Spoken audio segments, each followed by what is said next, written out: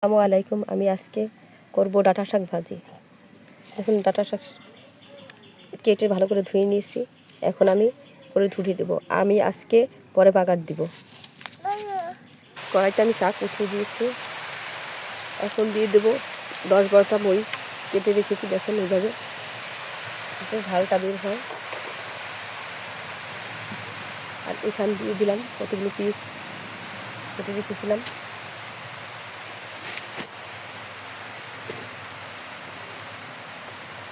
আর দিব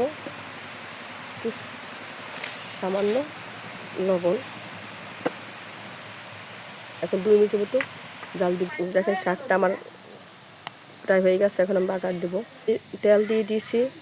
তেলের ভিতরে আমি থেতো করা রসুন দিয়ে দিয়েছি। দেখেন এভাবে কুয়াশা দিয়ে আমি থেতো করে নিয়েছি।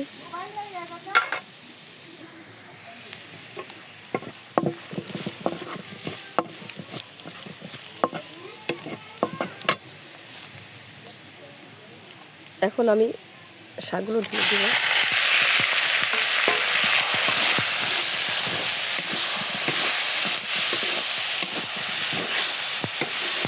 এখন 2 মিনিটের মতো নেড়ে চেড়ে নামিয়ে নেব। শাকটা আমার হয়ে গেছে। এখন আমি নামিয়ে নেব। দেখেন হয়ে গেছে আজকে এ পর্যন্তই।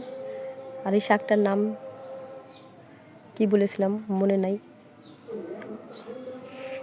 না বলেছিলাম কিনা জানি না। এখন আমি আবার বলতেছি, এই শাকটার নাম হচ্ছে পুরা নইটে শাক বা খুঁটে নইটে শাক, যে যাই বলেন না কেন।